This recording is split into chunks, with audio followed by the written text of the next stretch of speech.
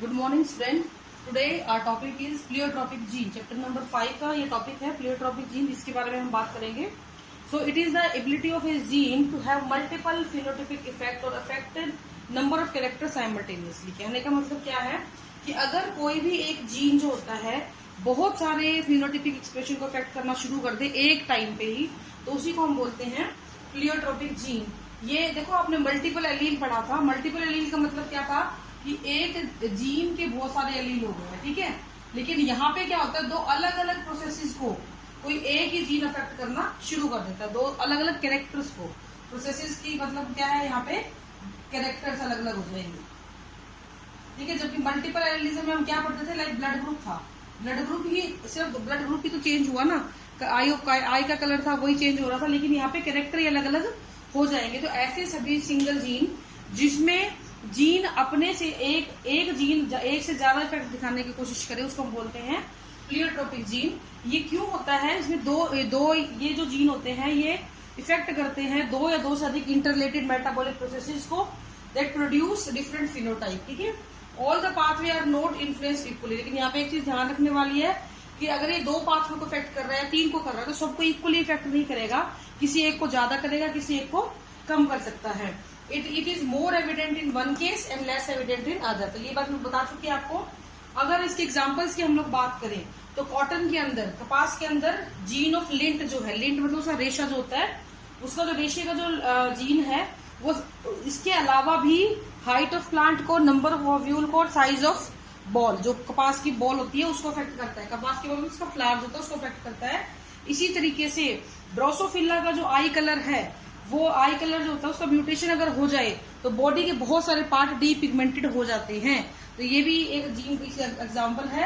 अगर ह्यूमन की हम बात करें तो ह्यूमन के अंदर इस चीज को हम लोग बोलते हैं सिंड्रोम, डिजीज होगा, डिजीज मान लेते हैं इस चीज को हम, इस कंडीशन को सिंड्रोम मान लेते हैं। यानी कि एक जीन एक से ज्यादा मेटाबॉलिक पाथवे को अफेक्ट करना शुरू कर देता है एक ही टाइम पे। तो इसके एग्जांपल है sickle cell anaemia and phenylketonuria. इन दोनों को हम एक एक करके एक्सप्लेन करेंगे।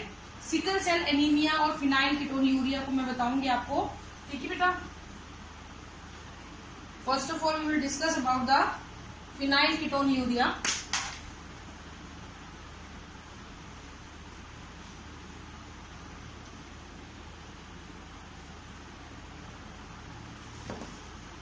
फिनाइल कीटोन यूरिया क्या होता है बेटा, ये एक ऑटोसोमल इनबोर्न ऑटोसोमल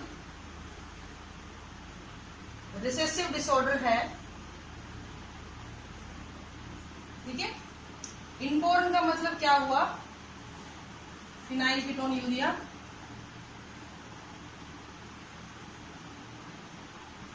ठीक है।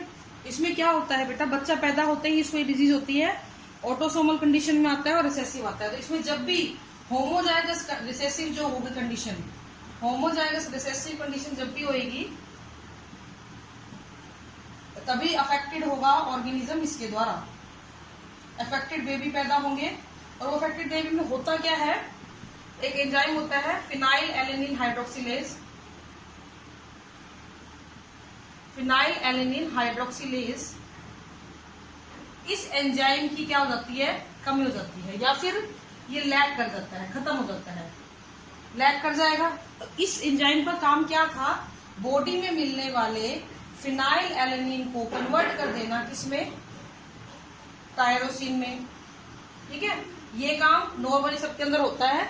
लेकिन क्योंकि पैदाइशी ये जो हार्मोन है, सॉरी ये जो एंजाइम है, ये क्या हो गया, इसमें लैग कर गया ऑर्गेनिज्म के अंदर, तो क्या हो गया, ये वाला प्रोसेस जो होगा अफेक्टेड हो जाएगा।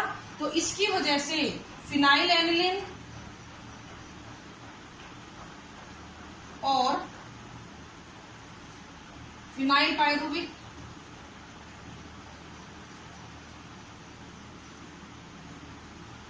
वे और कई अदर सब्सटेंसेस जो हैं, कई अदर सब्सटेंसेस बॉडी में एक्यूमुलेट होना शुरू हो जाएंगे, बॉडी में इकट्ठा होना शुरू हो जाएंगे, जिसकी वजह से क्या होगा, बच्चे के अंदर बहुत सारी दिक्कत आनी शुरू हो जाती है। ये दिक्कत क्या क्या हो सकती है बेटा, मेंटल रिटार्डेशन, ठीक है, unable to walk and talk, बोल नहीं पाएगा, चल नहीं पाएगा, unable to walk and talk, ठीक है। तो इस तरीके से काफी सारी स्टैंडर्ड ग्रोथ ढंग से नहीं हो पाएगी, स्टैंडर्ड ग्रोथ, ठीक है।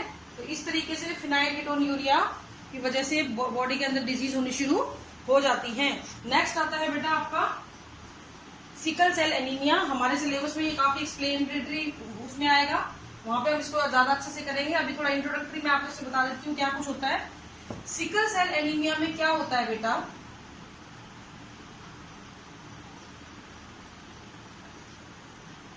सिकल सेल एनीमिया में जो आपकी आरबीसी है it will become sickle shape, sickle shape हो जाती है। कहने का मतलब है कि आपकी आरबीसी की साइज जो शेप है वो बदल जाएगी, सिकल शेप हो जाएगी, जिसकी वजह से इसकी ऑक्सीजन कैरिंग कैपेसिटी जो होती है वो खत्म हो जाती है। ऑक्सीजन कैरिंग कैपेसिटी खत्म हो जाएगी, ये कम हो जाएगी, दिक्कत होने लग जाएगी सांस लेने के अंदर। ये होता क्यों है, तो ये भी एक ऑटोसोमल रिसेसिव डिसऑर्डर है, ऑटोसोमल रिसेसिव डिसऑर्डर है। इसके केस के अंदर इसमें क्या होगा बेटा, पॉइंट म्यूटेशन होगा। पॉइंट म्यूटेशन क्या होता है मैं आपको थोड़ा बता देती हूँ। फॉर एग्जाम्पल आपके पास कोई अमीनो एसिड के लिए कोई कोड है, उस कोड में कोई एक स्टेप जो होगा वो रिप्लेस कर दिया जाएगा, कोई एक नाइट्रोजन बेस रिप्लेस हो जाएगा तो पूरी की पूरी फॉर्मेशन चेंज हो जाएगी। तो यहाँ पे GAG जो कन्वर्ट होता है वो किसमें कन्वर्ट होता है, GUG में, यानी कि glutamic acid converted into valine, और इस वेलाइन की वजह से ही क्या होगा, आपका जो सिकल सेल एनीमिया वो कॉज हो जाएगा। नाउ द क्वेश्चन इज ये मिलता कहाँ है, ये मिलता कहाँ है, आपका जो हीमोग्लोबिन है उसकी 6th पोजीशन का जो कार्बन है, 6th पोजीशन का जो अमीनो एसिड है इन बीटा पेप्टाइड चेन, ये ध्यान रखने वाली बात है, आगे एक्सप्लेनेटरी हम करेंगे इसको। जो बीटा पेप्टाइड चेन होती है हीमोग्लोबिन की, उसकी 6th पोजीशन के ऊपर ये मिलता है। इसकी वजह से धीरे धीरे ऑर्गेनिज्म के अंदर ग्लूटामिक एसिड कन्वर्ट किसमें होता है, वेलाइन के अंदर, जिसकी वजह से क्या होगा, सिकल शेप सेल हो जाएंगी। अगर इसका हम एक्सप्रेशन देखें तो अगर ऐसे है तो नॉर्मल है, अगर ऐसे है तो 50% केसेस के अंदर स्वस्थ लोग मिलेंगे, 50% केसेस के अंदर डिजीज मिलेंगे। ये वाली कंडीशन अगर आ जाती है तो ऐसे ऑर्गेनिज्म सर्वाइव ही नहीं करते हैं। यहाँ पे 50-50 का रेशो आएगा। इन लोगों के अंदर मलेरिया के लिए रेसिस्टेंट होती है, रेसिस्टेंस मिलती है। तो जिन भी लोगों में एक सिकल सेल का जीन मिलता है, एक सिकल सेल की कंडीशन मिलती है, उनको मलेरिया जल्दी से नहीं होगा। This is all for today, thank you, have a nice day.